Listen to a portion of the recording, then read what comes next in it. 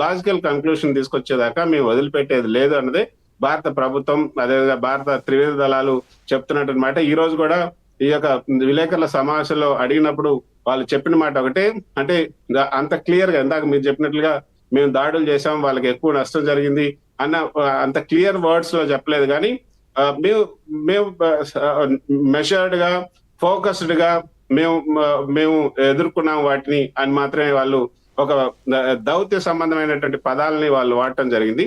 అంటే వీళ్ళు కూడా అక్కడ ఎదుర్కోవడం జరిగింది. కానీ ఎంతమందిని, వీళ్ళ దాడుల్లో ఎంత నష్టం జరిగింది, ఏమి నష్టం జరిగింది అన్నది కూడా వాళ్ళు ఇంకా బయటపెట్టలేదు. అక్కడి నుంచి కూడా ఏం బయటపెట్టలేదు. కాబట్టి విధ్వంసం అయితే చాలా ఎక్కువగానే జరుగుతుంది. తర్వాత ఆ విధ్వంసాన్ని తట్టుకోలేక వాళ్ళ ఫేస్ సేవింగ్ కోసం ఇవి పంపుతున్నారు. కాకపోతే డ్రోన్స్ మాత్రమే పంపుతున్నారు. వాళ్ళ దగ్గర ఉన్నటువంటి ఇంకా సరైనటువంటి ఆయుధాలను ఇంకా బయటికి తీయలేదనే చెప్పొచ్చు. డ్రోన్స్ తో పాటు మిసైల్స్ కూడా ఇంకా ఎక్కువగానే ఉన్నాయి. తర్వాత చైనా నుంచి, రష్యా నుంచి కొనుగోలు చేసినటువంటి ఆ యొక్క ఆయుధాలు ఏవైతే వాటిని కూడా బయటికి తీస్తే వాటిని ఏ విధంగా ఎదుర్కో, ఇవన్నీ కూడా చిన్న చిన్నవే. భారత రక్షణ శాఖకు సంబంధించినటువంటి భాషలో చెప్పాలంటే ఇవన్నీ కూడా చాలా చిన్న చిన్న ఆయుధాలు, ఇంకా పెద్దవి చాలా ఉన్నాయి. వాటిని ఎదుర్కోవడానికి మన ఆయుధాల అమ్ములో చాలా అస్త్రాలు ఉన్నాయి. వాటిని కూడా బయటికి తీయాలి.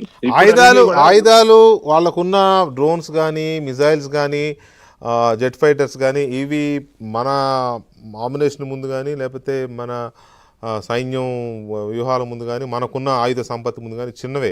కానీ అప్రోచ్ మాత్రమే తేడా కనపడుతుంది. మనమేమో టెర్రర్ అప్రోచ్తో వెళ్తున్నాం. మనం టెర్రరిజం దాన్ని నాశనం చేయాలనే అప్రోచ్ మనది.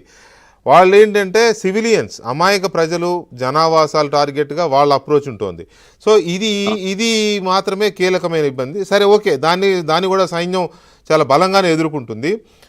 ఈ రాత్రి ఇప్పుడు జరుగుతున్న సిచ్యువేషన్ బార్డర్స్లో ఎలా ఉంది, అలాగే ఈ 9 ప్రాంతాల మీద బ్లాక్అవుట్ ప్రకటించింది సైన్యం. మన సైన్యం ఆల్రెడీ బ్లాక్అవుట్ ప్రకటించింది. ఆల్రెడీ 28 విమానాశ్రయాలను మూసివేస్తూ, ఆ మూసివేతను ఎక్స్టెండ్ చేస్తూ కేంద్ర ప్రభుత్వం నిర్ణయాన్ని ప్రకటించింది. ఇంకా ఎలాంటి నిర్ణయాలు వచ్చే అవకాశం ఉంది, యుద్ధం ఇంకెంత తీవ్ర రూపం దాల్చే అవకాశం ఉంది. ఈ రాత్రి ఇప్పుడు సెకండ్ నైట్ జరుగుతున్న దాన్ని మన ప్రభుత్వం అంత తేలిగ్గా తీసుకుంటుందని నేనైతే అనుకోవట్లా. ఫస్ట్ నైటు ఓకే వదిలేశారు, ఇక ఇవాళ వచ్చింది కాబట్టి, ఇందాకే కీలకమైన సమావేశం కూడా జరిగింది కాబట్టి, ప్రస్తుత త్రివిధ దళాధిపతులు మాత్రమే కాదు, మాజీ త్రివిధ దళాధిపతులు కూడా ప్రధానితో సమావేశమయ్యారు. సలహాదారు అజిత్ దోవల్, రక్షణ మంత్రి రాజ్నాథ్ సింగ్ కూడా సమావేశమయ్యారు. సో ఒక కీలకమైన స్ట్రాటజీ ఏదో వర్కౌట్ అయ్యింది.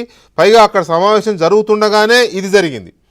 సో ఒక రకమైన హుకుం ఏదో జారీ చేసే అవకాశమే ఉంది పాకిస్తాన్కి.